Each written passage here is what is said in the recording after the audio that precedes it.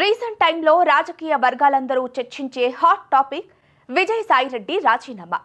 విజయ్ రాజీనామాకు అనేక కారణాలున్నప్పటికీ ఆయన మాత్రం పర్సనల్ రీజన్స్ అంటూ చెప్పుకొచ్చారు. అయితే రాజీనామా తర్వాత ఏ పార్టీలో చేరరు అని రాజకీయ వర్గాలు చెప్పుకొచ్చాయి. కానీ ఆయన మాత్రం బీజేపీలో చేరడానికి సంకేతాలు ఇస్తున్నట్లు తెలుస్తున్నాయి.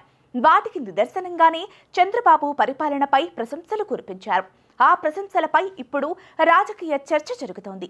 ఆయన రాజ్యసభ పదవికి రాజీనామా చేయడం, వెనువెంటనే ఉపరాష్ట్రపతి ఆమోదం పొందడం అన్నీ జరిగిపోయాయి. విజయసాయిరెడ్డి జగన్మోహన్ రెడ్డికి అత్యంత సన్నిహితుడు.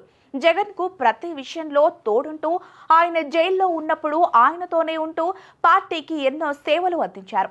ఎలాంటి సందర్భంలోనైనా వెనకడుగు వేయకుండా ఆయనకు తోడుగా ఉన్నాడు. అయితే సడన్ గా విజయసాయిరెడ్డి రాజీనామా వైసీపీకి పెద్ద షాక్ అని అనుకోవచ్చు. ఆ షాక్ నుండి తేరుకునే లోపే విజయసాయిరెడ్డి బీజేపీలో చేరుతున్న విషయం సంచలనం సృష్టిస్తోంది. అయితే విజయసాయిరెడ్డి బీజేపీలో చేరుతున్నది పుకారులని కొంతమంది, లేదు కన్ఫర్మ్ అని ఇంకొన్ని రాజకీయ వర్గాల మధ్య చర్చ జరుగుతోంది.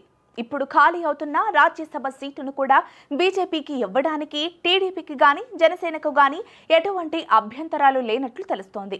ఈ రాజ్యసభ సీటు విషయం బీజేపీకి ఎంతగానో అనుకూలిస్తుంది కాబట్టి బీజేపీ హామీతోనే విజయసాయిరెడ్డి రాజీనామా చేసి ఉన్నట్టు స్పష్టమవుతోందని రాజకీయ విశ్లేషకుల అభిప్రాయం. ఇలానే జరిగితే త్వరలోనే విజయసాయిరెడ్డిని గవర్నర్గా నియమించి ఉత్తర్వులు జారీ చేసే అవకాశం కనిపిస్తోంది. అయితే విజయసాయిరెడ్డి మాత్రం వ్యక్తిగత కారణాలతోనే రాజీనామా చేశారని చెబుతున్నారు.